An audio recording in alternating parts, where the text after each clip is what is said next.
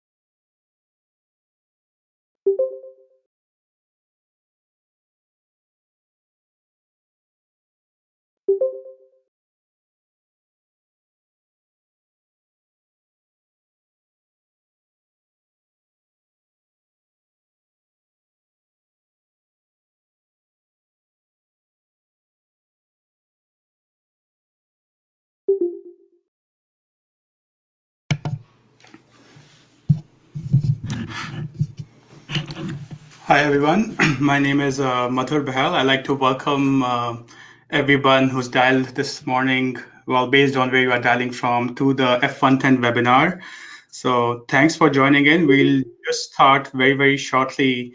But before we begin, I just have to let everyone know that this webinar is being recorded, and a posting of this recording will be posted to the F110 website as well. Not only that, throughout this webinar, we will mute all the participants. And so as and when if you have any questions, you can paste those questions in the chat window in the GoToMeeting control panel, and then we'll go through those questions towards the end of the webinar itself. Other than that, please also feel free to introduce yourself and tell us a little bit about where you are from, in the chat window as well. And like I said, the recording would be made available to all the participants of this webinar. So we will begin just shortly, just waiting for a few more people to dial in. I'm glad that you could join us this morning.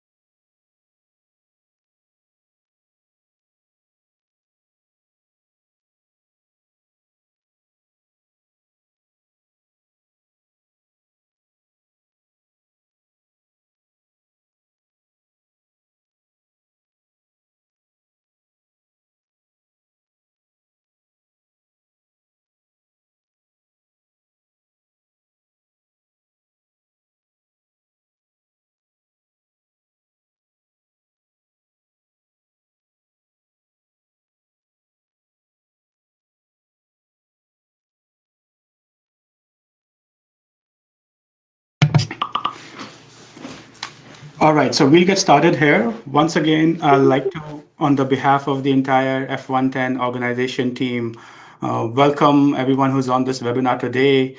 We are really excited to begin a new season of Formula 1 by 10 racing.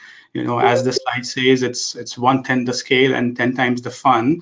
And so as has become a little bit of a tradition, our before every season, we have this webinar explaining the logistics and the rules of the upcoming season. And we'll also walk you through some of the details of the upcoming races as well, and some major changes in the organization of the race themselves.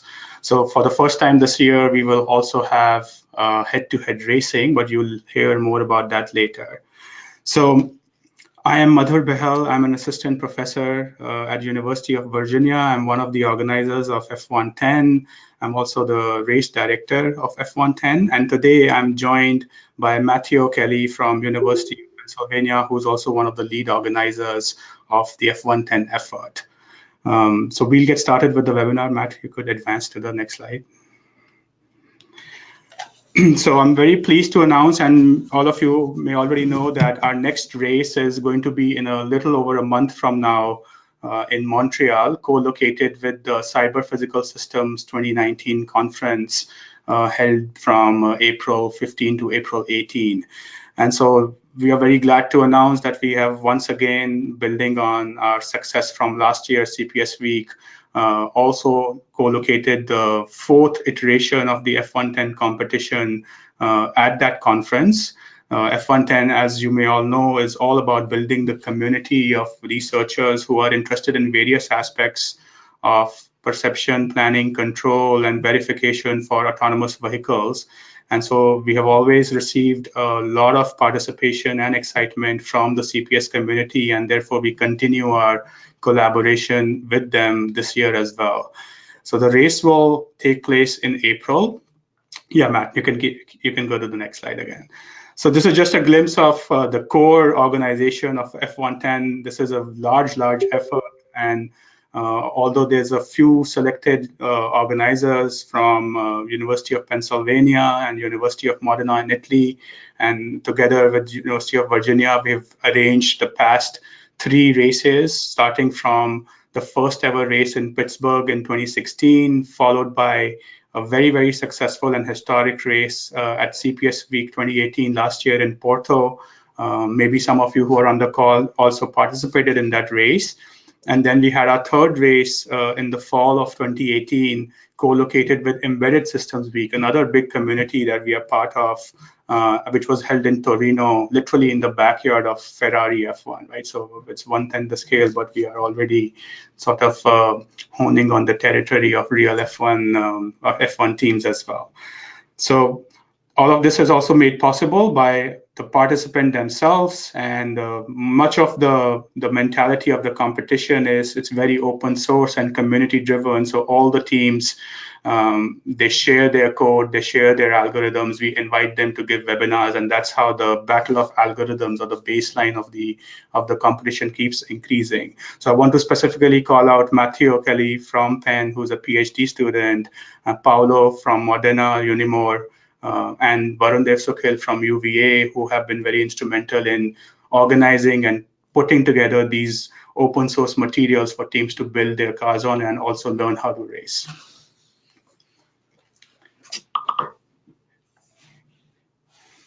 So one of the great things about F110 is that a lot of our participants go on to bigger and better things, and so this slide is slightly out of date because we need to add Dr. Osama Boss, who's now at Oregon State as an assistant professor.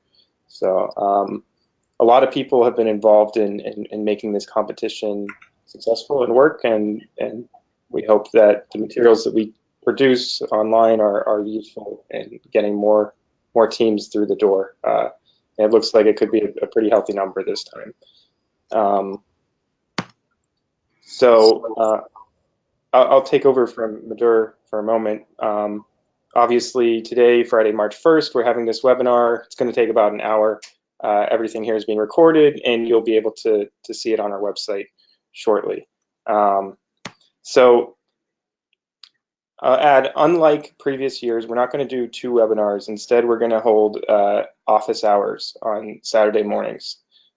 So it'll be, we'll send everybody who's interested a Google Hangouts link, and you can just pepper myself and maybe a few of the other organizers with questions. So it won't be sort of a structured presentation, but more of an open Q&A. Registration is going to be through the link that we've sent via MailChimp, and it will be through the CPS Week organization. And I'll let Madhur chime in a moment. There's some variances with if you register for the CPS Week conference or you're just here as an observer or a racer. So I'll mute for a moment. Right. So the registration you see listed on this slide is if you are only willing to come and participate in the F110 competition. I also think this number is incorrect. It's $300, but you can figure, if you follow the registration link which was sent in the MailChimp invite and the webinar announcement, or if you just visit the CPS Week website and register, you will see an option to register only for the competition. If you are new to CPS Week, CPS Week is essentially a conference where there's multiple conferences being held in parallel. And so if you register for a full conference, any one full conference at CPS Week, you don't have to pay the registration for the F110 competition separately, which is to say that if you are planning to attend CPS Week just to visit or to present your work, and you would also like to participate in this competition, there is no additional fee. However, if you do want to only attend the competition, then the fee will go towards accounting for the logistics and the food, etc., for the duration of the competition itself. So you have to just pay that fee separately. So one more thing which is being done this year is, just like previous few competitions, we do require that the teams submit a qualification video. We'll go over the details of what this looks like in the webinar itself. And then the actual schedule of the competition is as follows. The first day of the conference is April 15, which is the day when workshops are going to be held. That will serve as the practice session. So just like in real racing, you have multiple practice days followed by qualifying. In this case, we will have a practice session, a one full day of practice for all the teams where they have access to the track. They can tune or their algorithms or generate maps and fine tune the performance of their car based on the surface and things like that. And the actual race will take place on the first day of the conference itself, which is April 16. So on the evening of April 16, we will have a race. And on April 15 itself, we will have some preliminary qualifications leading up to the race itself. Yeah. So today we want to go over some key aspects. I just went over the logistics, but we will dive deep into the rules and what you can expect in terms of the layout of the track. Time permitting, we will also go deep into some kind of an overview of the build. And in the tail end of this webinar, we want to share or point the laser, generally speaking, in a direction that can help teams get started with the different changes in the rules this year, especially the emphasis on head-to-head racing. And also we'll tell you a little bit more about the F110 simulator, which you can use to speed up your algorithm development leading up to the competition itself. And at the end of all these topics, we will take a lot of questions. So let me remind, for those who just dialed in, feel free to type your questions, and you can either type them to the entire audience or send it to the presenter or myself, and we will go over these top questions at the end of the webinar. So as and when you come up with a question, feel free to type it in the chat window.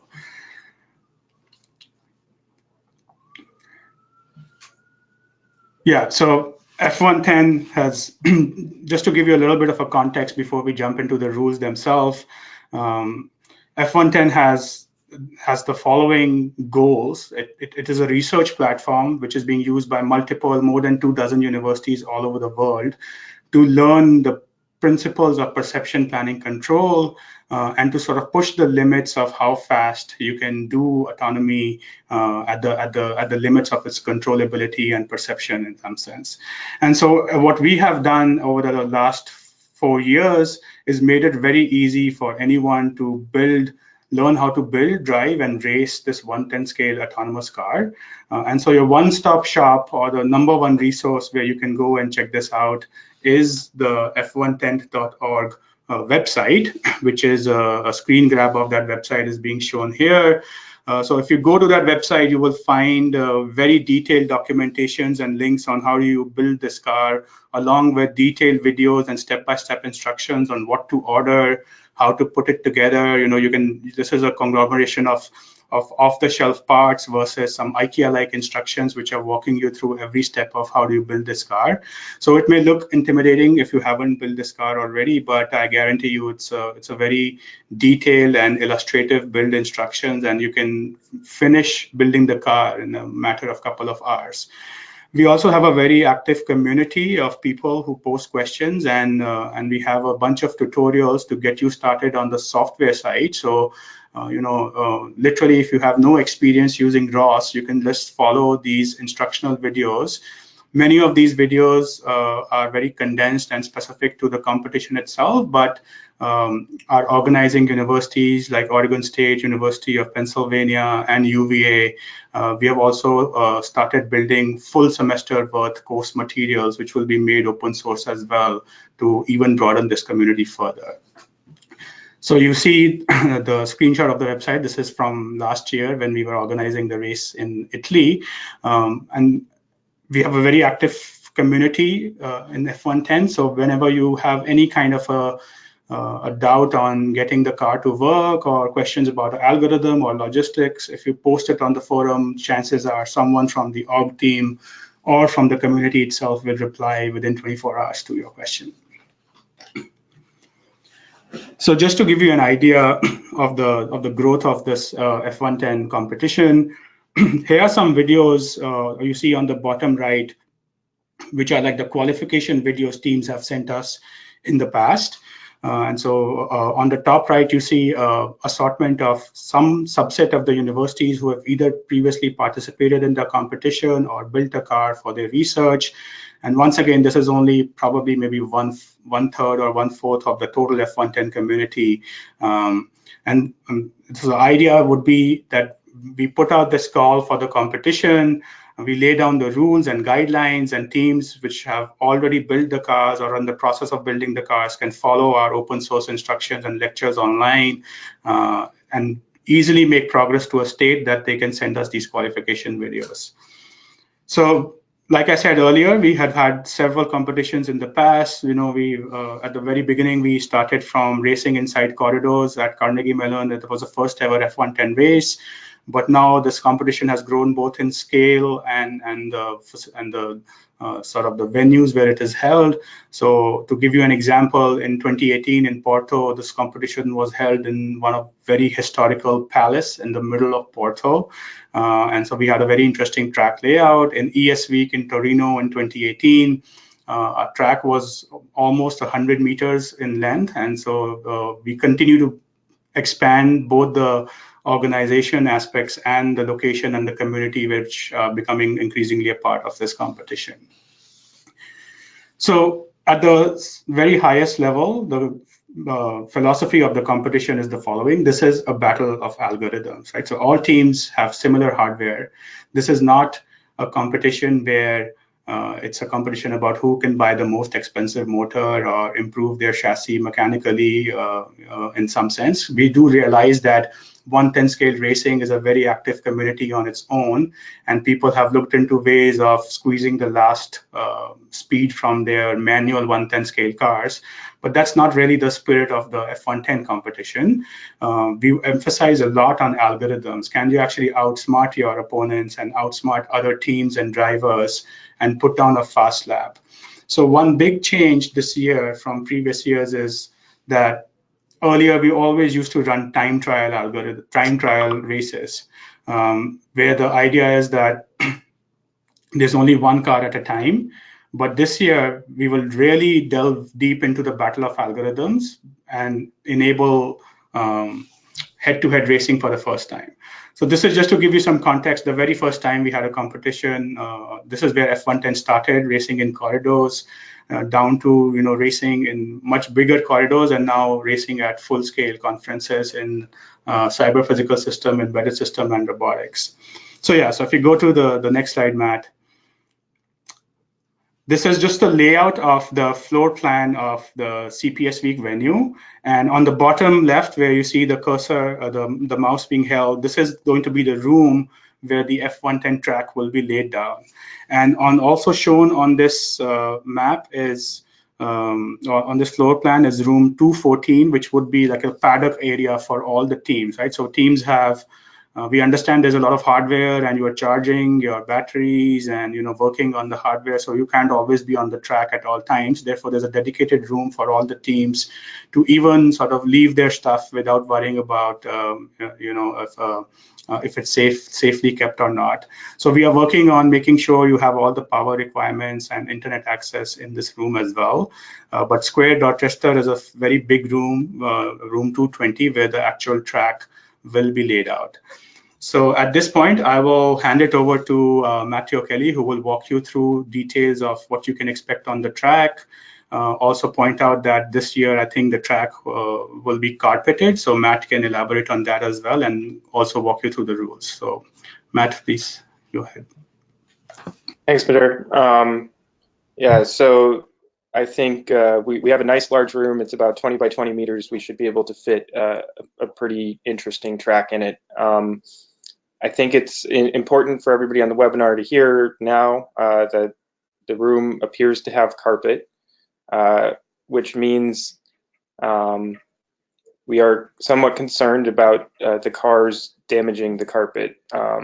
Obviously, it's industrial strength carpet, but in the past, teams have had different tires and, you know, played with warming up the tires by stopping and starting the car quickly on the surface.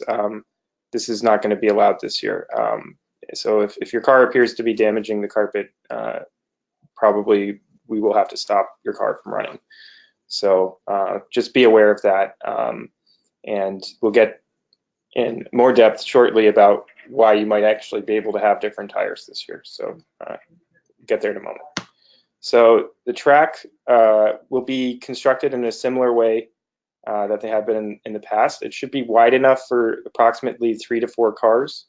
You can expect it to be between 8 and 12 inches in height, so don't mount your LiDAR too high.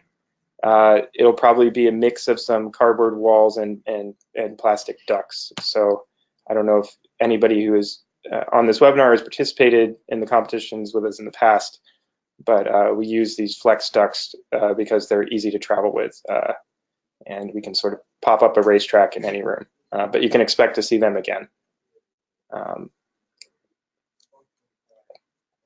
So just sort of general knowledge that the teams have competed with us before. You should mount your LiDAR on the front of the car. You should try and keep it low in order for it to not exceed the height of the ducts, the track edge, when you're running. And so this is probably more representative of the setting that we're going to have this year on the right. So you can see the carpeted surface. I imagine the track will be slightly more elaborate than this. This is very similar to the layout that we had in Porto. If you were with us at ES Week, we had an extra chicane that added the degree of difficulty to the race. And this is just another example of some cardboard barriers which you could find in the track layout for certain turns. Okay, so I'm going to preempt some questions. No, we are not going to release the track layout before the competition. Yes, you will have time to map if your team relies on that. And in general, the track construction will be very similar to it as it has been in the past. All right, so next requirement. We would like each team to submit a qualification video. The purpose of this video is to sort of show that you have a car ready. There's some basic competencies so you can manually control it, and maybe you can demonstrate you know, a short autonomous mode run. That could be as simple as just driving in circles repeatedly. I think more importantly, we're interested in your team. Who's on it? What school are you from? What is your approach to the competition? And it should be like a short, like 1 minute and 30-second video. And we'd appreciate it if you shared it with us via YouTube. Okay. So assuming that you've submitted the qualification video and you've successfully made it to Montreal with your car in one piece, we have the actual events that are going to go on April 15th and April 16th. The first day is a practice session. When you arrive, you'll need to register. Madhur and I will conduct opening presentation to orient all the teams. with the track and the regulations that will be in place over the next 2 days. Once we've done that, we'll open up the track for practice sessions.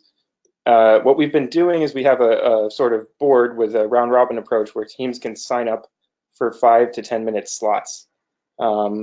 It quickly becomes unsafe to have all 10 plus teams driving their car on the track. So we found in the past that we allow teams to register for slots and you get sort of unfettered single access to the track for approximately 10 minutes. You can record your ROS bags, tweak things. 10 minutes is up, go back, recode stuff, and then you'll have another chance again in less than an hour. On the second day, we'll begin with a driver's briefing, where we'll discuss the exact rules and restart points that have been put in place for the competition. There will be a track inspection slot where the teams can go walk around and see if anything's changed from the day before. It shouldn't have, and also create new maps if they need to. Following that, we'll begin the Grand Prix. And so this time there'll actually be 2 events. So one event that we have is time trials and the other will be head-to-head racing. Following the conclusion of these events, we'll have a closing presentation and prize ceremony.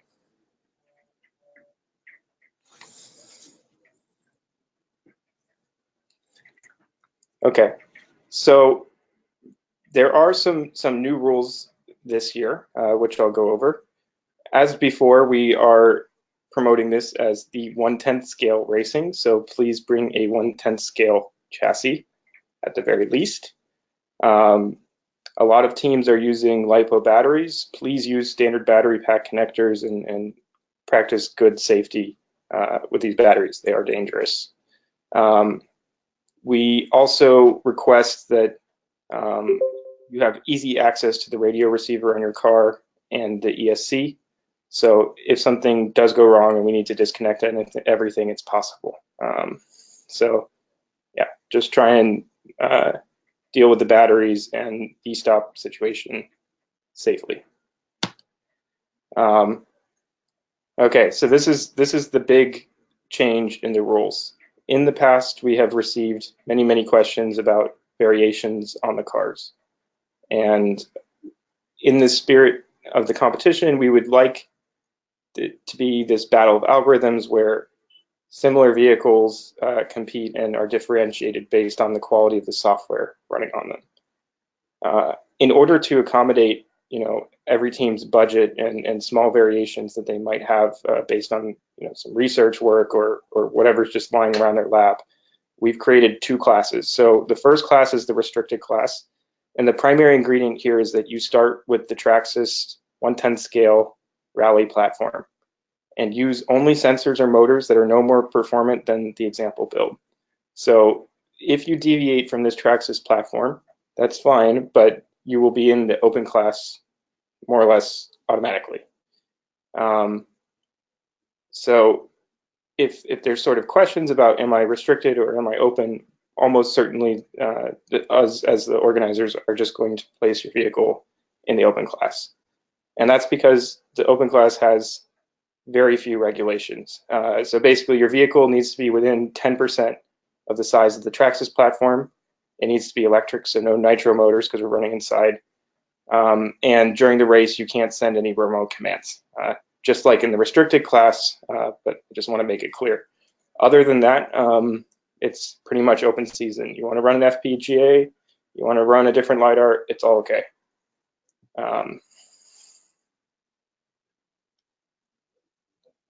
Okay, so the second big change is that we're going to be holding 2 racing events this year. One of the events is head-to-head racing, and because of the nature of head-to-head racing, we have the possibility for crashes between vehicles. We are implementing some more restrictive qualification procedures to participate in that event. And so for the basic time trial, you only need to have the capability of activating the e-stop on your car remotely by an external controller, and the car needs to come safely to a stop. Furthermore, you also need to be able to complete 2 laps at 2 meters per second in order to earn your driver's license to go faster than 2 meters per second. For the head-to-head racing, we have the same sort of basic setup, but there's going to be some additional qualification steps. So the first is the ability to avoid a static obstacle like a box, and the second is to avoid a moving obstacle, e.g. like pushing the box along the floor. So let me just show you briefly what that might look like.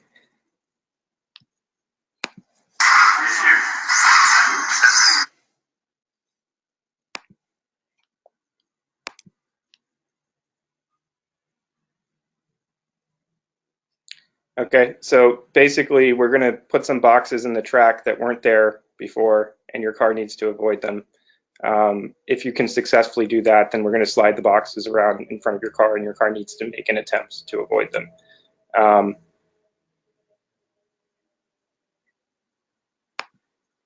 right, back to the presentation.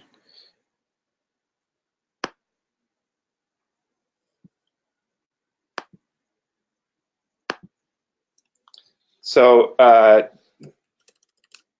the idea is that this sort of qualification won't be punitive, but we just need to make sure that all the cars participating in head-to-head have some basic obstacle avoidance capabilities. And then there's sort of one last note that we discovered in the process of implementing this for a class is that the code that you use to qualify is the code that you will race with.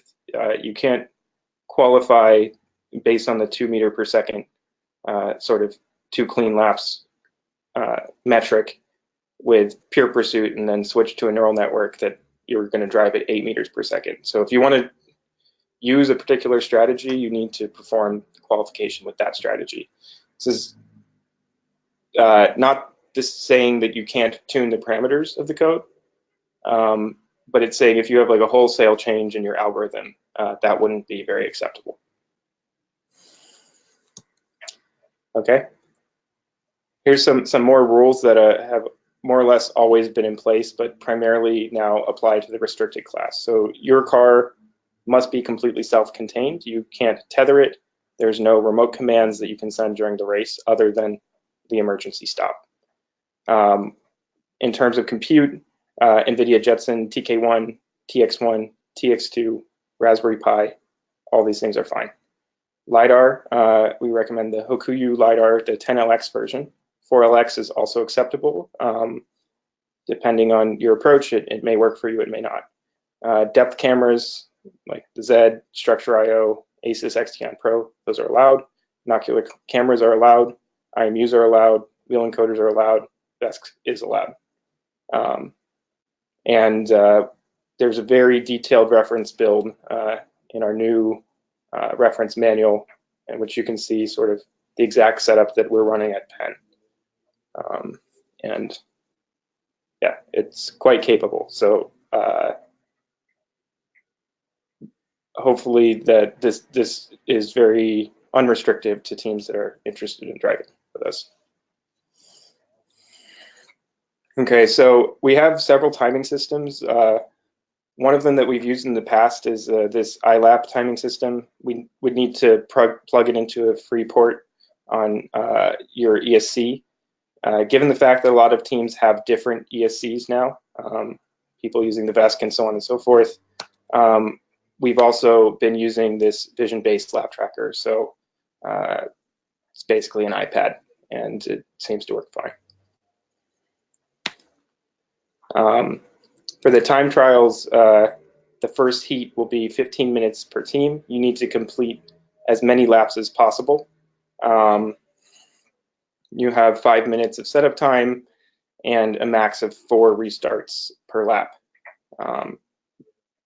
In the second heat, we'll reduce it to 10 minutes per team with similar rules for the restarts. In the past, we've done fastest lap time, but I think at this race, it will be total number of laps completed, where fastest lap time would break a tie. We want to encourage clean driving because teams that are doing mapping are negatively affected if there are many crashes in the heat before them, because it changes the shape of the track. Some notes on sort of using your time slots.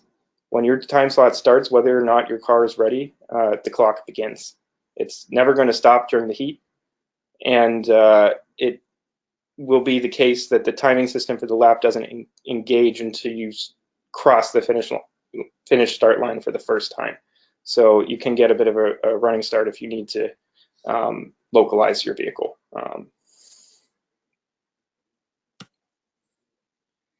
If you do crash, we have restart points. So in the past, these have been typically near corners. So we use those as checkpoints. So if you crash into a corner, you have to go back to a point previous to that corner and start your car again. You'll be able to restart once the organizers give the all clear. Generally, this is pretty quick, takes 25 or 30 seconds, but relative to a lap time, it's a large amount of time. There's some rules for safety when the race is actually going on. So team members that are of the racing team participating in a particular heat, they're allowed to chase the car.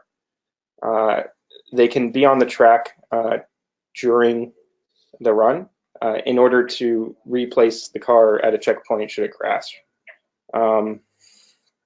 Once you start, like past the timing bridge for the first time, the car needs to be under fully autonomous control. You cannot send any commands to the car other than emergency stop. If your car appears out of control, we may ask you to use the stop. If you exhaust all your restarts in a lap, you get a DNF. And you must complete at least one entire lap cleanly to be eligible to win, which these days is a given. And lastly, there's a lot of things that we can't anticipate, especially with the new head-to-head competition. Any decision that the racing stewards make regarding safety or fairness, that's final.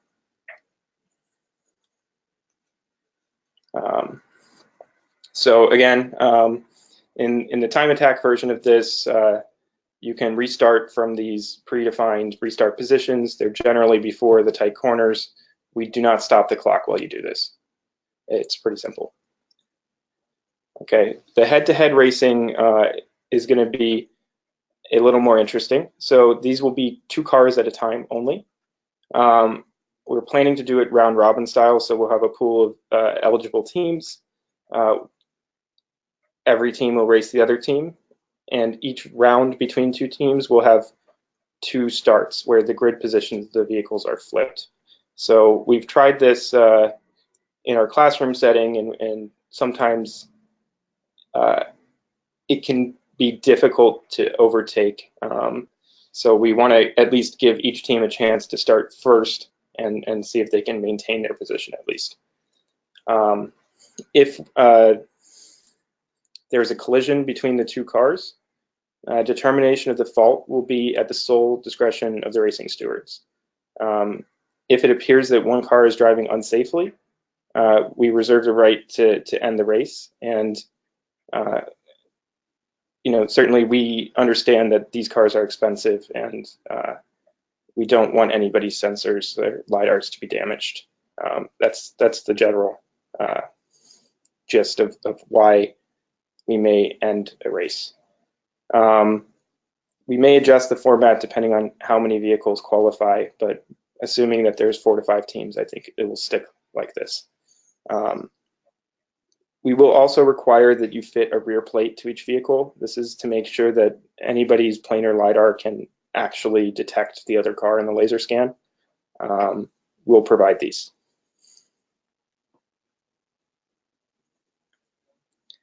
Okay, so imagine most people are not native to Montreal, so you'll probably be traveling with your car. First things first, lipos are dangerous and need to be handled safely. Make sure that you get a fireproof pouch, and I do not suggest that you check it in with your luggage. In fact, it should be in your carry-on, and you should leave extra time to deal with the inevitable questions that you'll have at the airport. You should have a case for your car.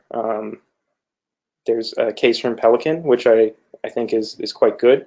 So if you need to check your car in the underplane baggage, you want one of these cases. We have a link where you can find these. We've used them successfully. The newer V2 builds that UPenn and some of the other teams have had, I can actually fit that in a backpack and carry it on. But again, leave extra time at the airport. There will be questions.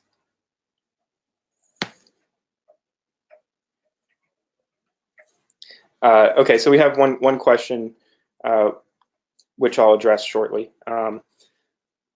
We recommend that you remove the LiDAR from the car, especially if you're going to check it. And you should package it separately, probably in bubble wrap, and I would suggest carrying it on. Lastly, again, the cars are kind of strange. Take a picture of it, print it out, paste it on top of your check-in luggage, provide your faculty advisor's contact number, and maybe place a more information inside the case, like saying what it is and etc., just to avoid any heartbreak or trouble. Okay, so I'm going to pause and answer these two questions. So the first question is, processors such as Raspberry Pi and Intel x86 that are no more powerful than the listed NVIDIA TX are still allowed? Yes, they are allowed. The primary differentiator between the open and restricted racing classes is actually the vehicle chassis that you start with. So certainly in the open class, there's absolutely zero question that these two processors are allowed. And I think even in the restricted, as long as you start with the right chassis.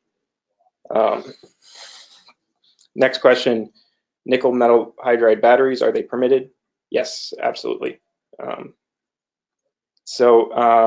that, I'm going to turn it over to Madhur, who is going to tell you guys about some new simulation stuff we have. Then I'll briefly go through some aspects of the reference manual. All right, thank you, Matt. One thing I want to also emphasize is that the head-to-head racing is being done for the first time, and so many of these rules may seem very elaborate and restrictive. I don't want it to sound discouraging for teams to participate in head-to-head. The point is that we don't want cars to get damaged, because we know it takes a lot of effort to get them up and running. So we will use, our best judgment to ensure that the head-to-head race can be held in a safe manner while encouraging new approaches and innovation.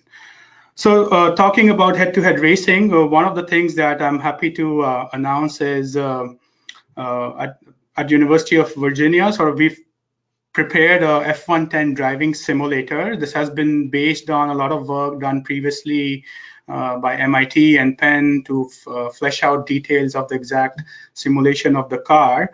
But what we have done is we've packaged everything together in an environment that you can get started very, very fast without having to worry about downloading the correct version of Ubuntu or ROS and things like that. Many of you may have already experienced this, that one thing works in ROS Kinetic and the package is not available in ROS Melodic, so on and so forth. So what we have done is we've made a Docker image available. And if you just follow these two steps, and once again, this webinar would be posted online along with the slides, you can literally just run the entire perception planning control and the F110 simulator in your browser of choice once you have Docker installed. So right now we support all these algorithms which enable one to figure out ways to do static obstacle avoidance. So we provide algorithms for mapping using Hector Slam and localizing using particle filters. We even provide an implementation of the time elastic bland local planner, which can do both static and dynamic obstacle avoidance. So this is all in simulation. And if you go to the next slide, you'll see some examples of the simulator. Matt, can you advance the slide? So in this Apologies for the poor resolution, but in this simulation, you can see how the car is being simulated and the LiDAR scans are shown in blue. We have a challenging world environment in Gazebo and Ross. And you can see the car is building a map as it is being manually driven in this case. And if you advance to the next slide, you can see that once you have a map, you can give the car some kind of a goal in the map. And in the race, this goal would be a loop, so a series of waypoints. And using the TEB local planner, which is this time elastic band algorithm, to figuring out both local trajectories while avoiding obstacles, the car is able to navigate its way to that waypoint. So TEB also supports dynamic obstacle avoidance. So this might be a starting point for teams who are considering how to advance their algorithms to a stage that they can compete in head-to-head. So the simulator is available. We'll add a link to this on the F110 webpage as well. And I just wanted the teams to be aware of this. So Matt, you can take it back. Okay, so looks like we have another question. Could I elaborate on not being able to change code used to qualify?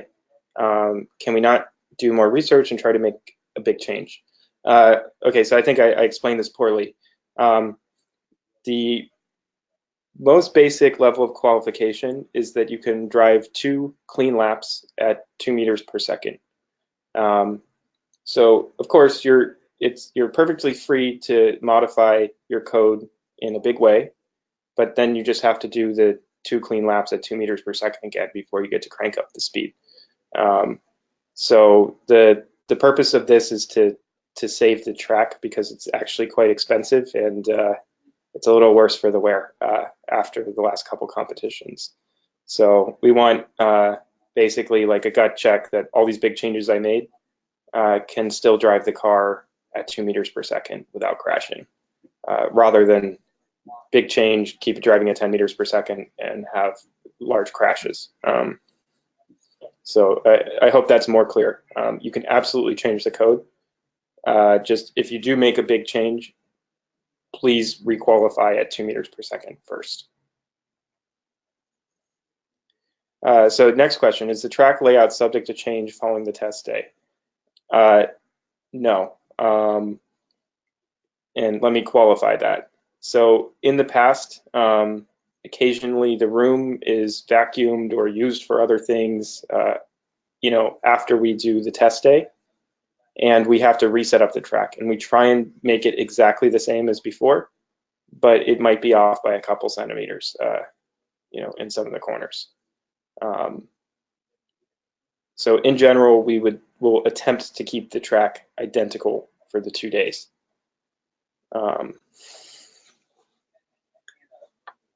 Okay, so this is sort of a large overview of what we've been doing, what the rules are for the competition. We will have lots of office hours coming up, which I think will be very useful, where you can just pepper me with questions and I'll do my best to answer them. And we're going to do these Saturdays 11 to 1. And we can add more as necessary leading up to the competition. So we've still got plenty of time, so I'm just going to stay on and answer any questions that pop up in the chat for now. Here's another one. Is there a minimum contrast between the walls of the track and the floor or background?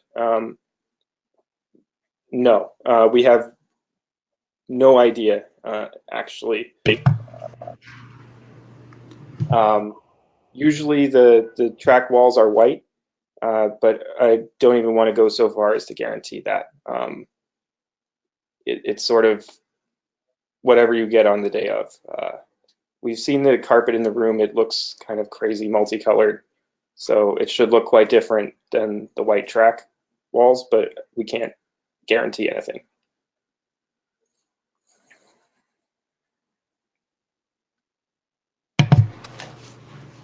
Yeah, so feel free to type in your questions. We are going to stay online for a few more minutes.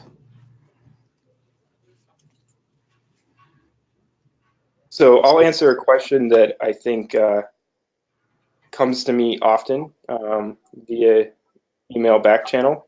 which is how do I acquire or build a power board for the restricted class reference build, which sort of we've addressed in two ways. If you go to the reference manual, there's very detailed instructions on how to solder the board. We understood that some teams were having trouble actually ordering the PCB. So we'll post a link to an OSH Park order that is already set up, and you just press go and you'll have a board shipped to you. And the soldering is actually quite easy. It's all through hole parts. Probably any undergrad or high schooler who's soldered anything could build this board. It's not very complicated. I'm under the impression that Madhur may also have another solution that doesn't require soldering, but I'll let him chime in. Yeah, so between now and getting ready for the competition, if your biggest bottleneck is that you don't have a power board, you can email either Matt or me. Also, as shown on this slide, we have a F110 Slack channel for all the teams, which is probably the best way to share knowledge in addition to the forum as well. So I can provide links on buying a off-the-shelf power board that you can just plug and play, and it will work if you are using maybe the LiDAR, the Jetson TX1 or TX2 plus one camera. So it can easily distribute 12 volts to all of those peripherals.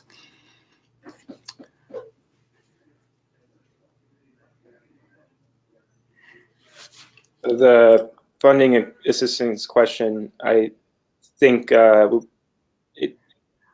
there's probably some available via the conference. However, it's going to depend on your team's sort of status as students. So if, for example, one of your team members is a PhD student presenting at CPS Week, almost certainly there's funding assistance available.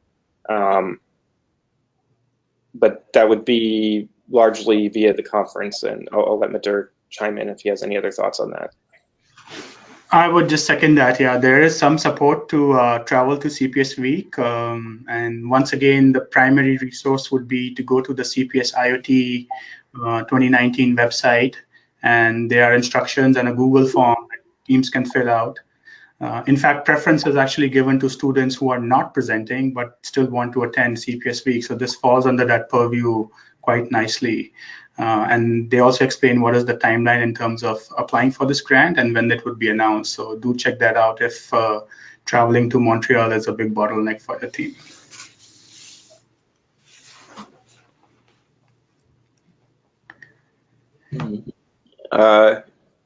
So this question about head-to-head regarding lead car having an obligation to allow room between itself and the wall for a car attempting to pass. So we're going to try and make the track wide enough that this strategy won't work. You can't possibly cover the whole track. So I think we'll obviously have to see things play out on race day. We kind of don't know for sure how teams will approach this challenge. It's a bit experimental, so I don't want to give a hard rule, but I think that we will try and avoid this situation by making the track wide enough, or at least having some good areas that are easy to pass in. You can't possibly cover the whole track. So something that teams may want to sort of think about in order to approach head-to-head is, so currently, if you are the lead car in the current F110 build and all the teams that we have seen up till date, there's actually no way to look behind you.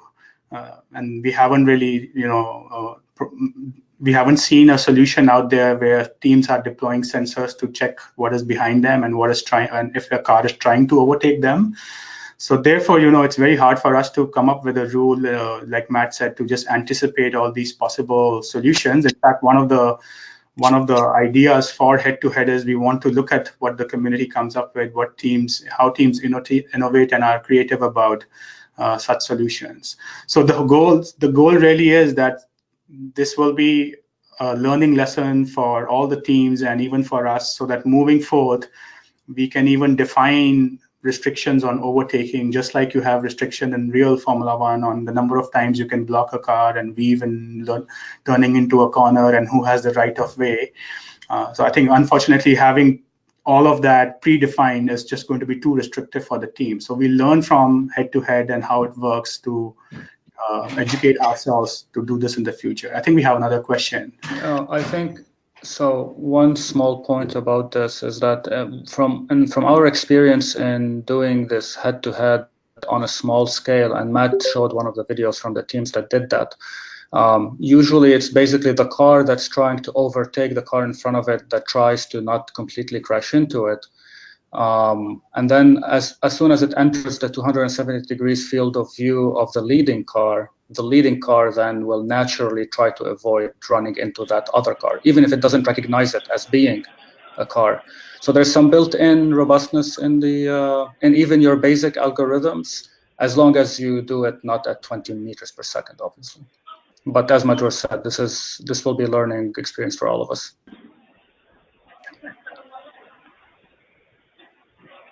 So we have another question. Can we participate in both races, time trial and head-to-head? If yes, can we have two different algorithms, one for each race? The answer is absolutely yes. We encourage actually teams to participate in both the classes. So you can participate in time trials with a different algorithm, which is perhaps more aggressive, and the emphasis is not too much on obstacle avoidance. However, you still shouldn't crash on the periphery of the track itself. And it is absolutely allowed that you can use another algorithm to participate in head-to-head, provided you fulfill the criteria of the participation that Matt outlined.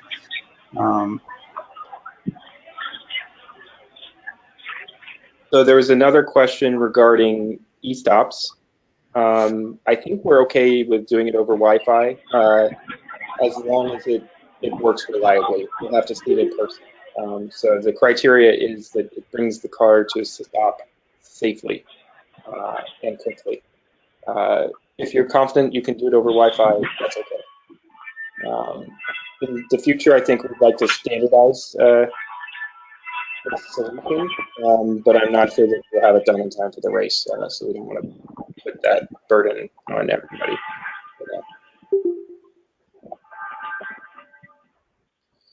Can we post videos such as this head-to-head example?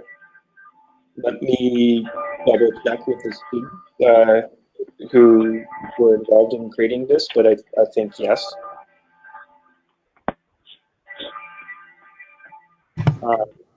So I guess you can give some color to our head-to-head experience. Do you think you could mute her? Matt, can you mute caller 01? That's the echo. I see. It's done. All right. So one thing that we found with the head-to-head, is that it's very difficult to see behind the car. So overtaking gets a bit hairy. Like it's hard to actually block somebody coming behind you. So yeah, that's one aspect. The other thing is that the width of the track, we're probably going to need to adjust it when we get there to figure out a situation that will actually allow teams to do passes. So that will be organizers prior to the testing day.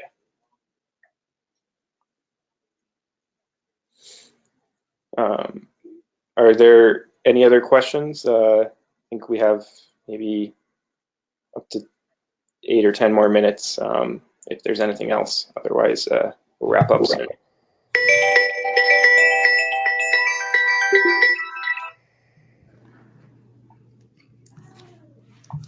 Yeah, we'll stay online for another 5 to 8 minutes. So once again, anything goes. Don't worry about, if your question is naive enough or any clarifications, anything we can do to help so that you come and compete, please let us know. Also want to just point out at this point that the early bird registration for CPS week is going to end on March 15. So if you have a car which is ready to race, or you think it will be ready to race, make use of the office hours that Matt will oversee, in order to essentially put you in a state that you can come and compete in at least the time trials.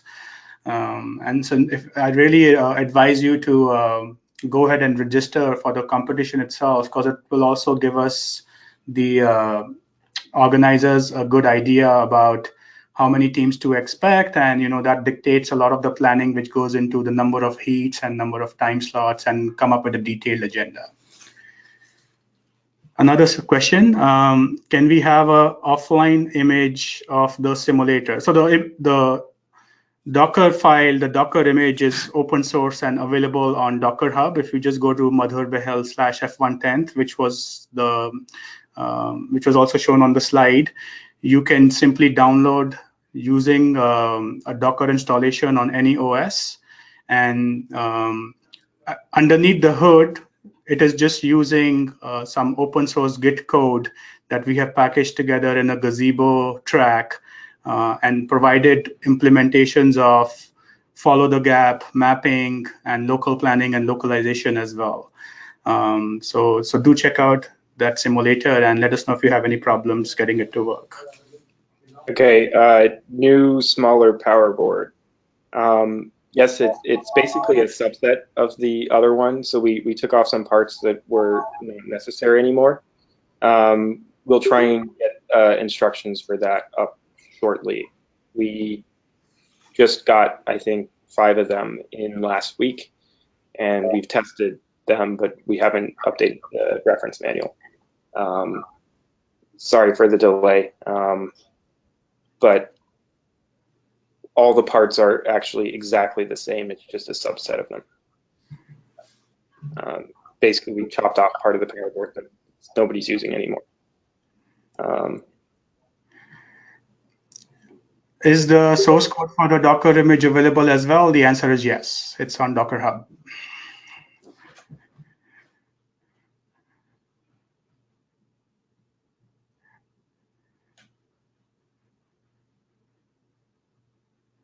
Okay, so I just want to make sure that everybody is aware of the reference manual. I know that our website is not the best right now. We're working on that, but you should be able to find it. It's called Build V2, and it has extremely detailed instructions for assembling the car, even soldering the power board. But it also has sort of all the lab instructions that we had for our course. So if you follow the instructions here, you should be able to get Google Cartographer running on your vehicle, for example, so you can do SLAM. You should be able to get a particle filter running so you can localize. You'll be able to set up PyTorch, TensorFlow. I think, yeah, it's quite detailed, and there's a lot of good practical nuggets like about how to tune the ESC. This should be a recipe that can get you similar performance that Penn had last year at ES Week.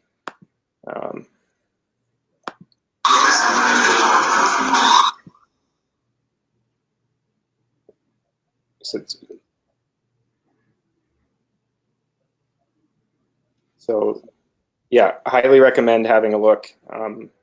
And we are constantly updating and adding. So any questions that you might have in office hours, if we answer it there, we'll try and add it to the reference manual.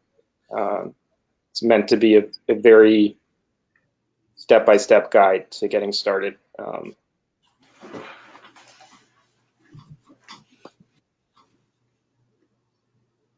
So I think it will solve your problems for time attack pretty well. You'll still have work to do if you want to do head-to-head. All right, any last few minutes left just for a couple of last closing questions or concerns?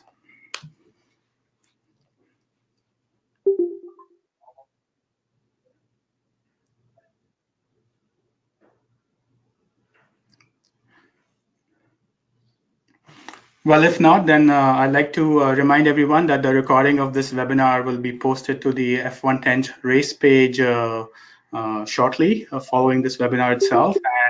And we have one more question. Yes, so that's correct. There are no moving obstacles for the timed laps, only in head-to-head.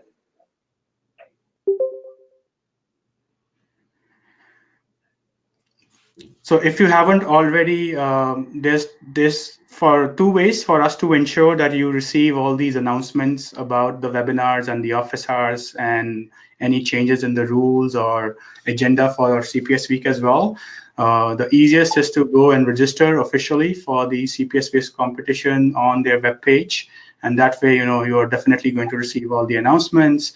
The other way is if you go to the f110.org homepage, there's a link which says there's a pre-race participation or a subscription form. If you fill that out, you should also hear from us any announcements between now and April.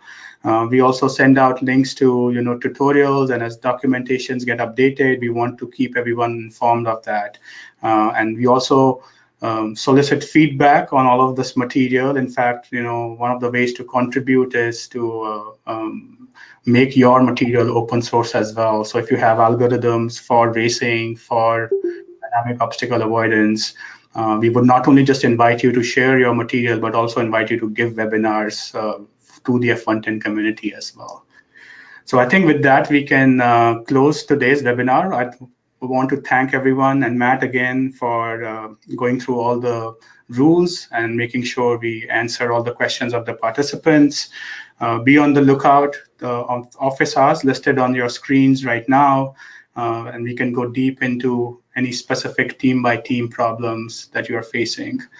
Following this, we will post more resources if teams are having trouble with the power board. You can also check out the f110.org rules tab to have a much more detailed documentation of all the rules that we went over today, and let us know if you have questions on that.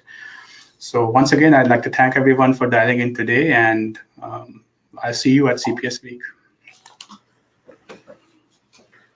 Thanks, everybody. Bye.